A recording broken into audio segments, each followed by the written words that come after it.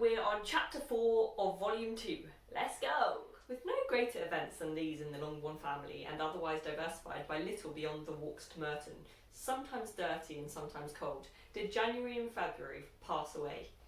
March was to take Elizabeth to Hunsford. She had not at first thought very seriously of going thither, but Charlotte, she soon found, was depending on the plan, and she gradually learned to consider it herself with greater pleasure as well as greater certainty. Absence had increased her desire of seeing Charlotte again, and weakened her disgust of Mr. Collins. There was novelty in the scheme, and as, with such a mother and such uncompanionable sisters, home could not be faultless, a little change was not unwelcome for its own sake.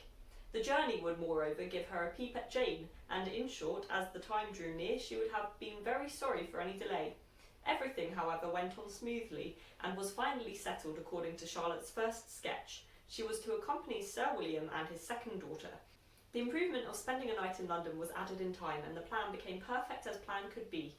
The only pain was in leaving her father, who would certainly miss her, and who, when it came to the point, so little liked her going that he told her to write to him and almost promised to answer her letter. The farewell between herself and Mr. Wickham was perfectly friendly, on his side even more. His present pursuit could not make him forget that Elizabeth had been the first to excite and to deserve his attention, the first to listen and to pity, the first to be admired, and in his manner of bidding her adieu, wishing her every enjoyment, reminding her of what she was to expect in Lady Catherine de Bourgh, and trusting their opinion of her, their opinion of everybody, would always coincide, there was a solicitude, an interest which she felt must ever attach her to him with a most sincere regard, and she parted from him convinced that whether married or single, he must always be her model of the amiable and pleasing. Her fellow travellers the next day were not of a kind to make her think him less agreeable. Sir William Lucas and his daughter Maria, a good-humoured girl, but as empty-headed as himself, had nothing to say that could be worth hearing, and were listened to with about as much delight as the rattle of the chairs. Elizabeth loved absurdities, but she had known Sir William too long. He could tell her nothing new of the wonders of his presentation in knighthood, and his civilities were worn out like his information. It was a journey of only 24 miles, and they began it so early as to be in Gracechurch streets by noon. As they drove to Mr. Gardiner's door, Jane was at the drawing-room window watching their arrival. When they entered the passage, she was there to welcome them, and Elizabeth, looking earnestly in her face, was pleased to see it healthful and lovely as ever. On the stairs were a troop of little boys and girls whose eagerness for their cousin's appearance would not allow them to wait in the drawing-room, and whose shyness, as they had not seen her for a 12-month, prevented their coming lower. All was joy and kindness. The day passed most pleasantly away, the morning in bustle and shopping, and the evening at one of the theatres. Elizabeth then contrived to sit by her aunt. Their first subject was her sister, and she was more grieved than astonished to hear, in reply to her minute inquiries, that though Jane always struggled to support her spirits, there were periods of dejection. It was reasonable, however, to hope that they would not continue long.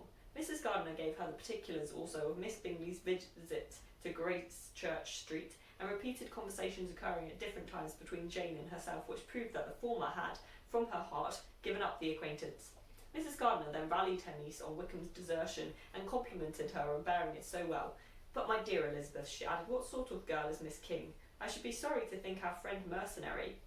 "Pray, my dear aunt, what is the difference in matrimonial affairs between the mercenary and the prudent motive? Where does discretion end and avarice begin?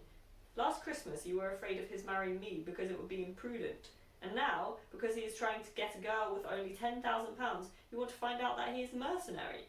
If you will only tell me what kind of girl Miss King is, I shall know what to think. She's a very good kind of girl, I believe. I know no harm of her. But he paid her not the smallest attention till her grandfather's death made her mistress of this fortune." "No, why should he?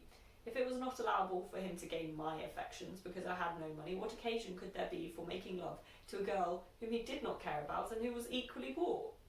But there seems indelicacy in directing his attentions towards her so soon after this event. A man in distressed circumstances has not time for all those elegant decorums which other people may observe. If she does not object to it, why should we? Her not objecting does not justify him. It only shows her being deficient in something herself, sense or feeling." "Well," cried Elizabeth, "have it as you choose. He shall be mercenary, and she shall be the fool." "No, Lizzie, that is what I do not choose. I should be sorry, to think ill of a young man who has lived so long in Derbyshire. Ugh, if that is all, I have a very poor opinion of young men who live in Derbyshire, and their intimate friends who live in Hertfordshire are not much better. I'm sick of them all. Thank heaven I am going tomorrow, where I shall find a man who has not one agreeable quality, who has neither manner nor sense to recommend him. Stupid men are the only ones worth knowing after all. Take care, Lizzie. That speech savours strongly of disappointment. Before they were separated by the conclusion of the play, she had the unexpected happiness of an invitation to accompany her uncle and aunt in a tour of pleasure which they proposed taking in the summer. We have not quite determined how far it shall carry us, said Mrs. Gardiner, but perhaps to the lakes. No scheme could have been more agreeable to Elizabeth, and her acceptance of the invitation was most ready and grateful. My dear, dear aunt, she rapturously cried, what delight, what felicity! You give me fresh life and vigour. Adieu to disappointment and spleen. What are men to rocks and mountains? Oh, what hours of transport we shall spend, and when we do return, it shall not be like other travellers, without being able to give one accurate idea of anything. We will know where we have gone. We will recollect what we have seen. Lakes, mountains, and rivers shall not be jumbled together in our imaginations, nor when we attempt to describe any particular scene will we begin quarrelling about its relative situation. Let our first effusions be less insupportable than those of the generality of travellers. That's the end of chapter 4. Come back for chapter 5 of volume 2.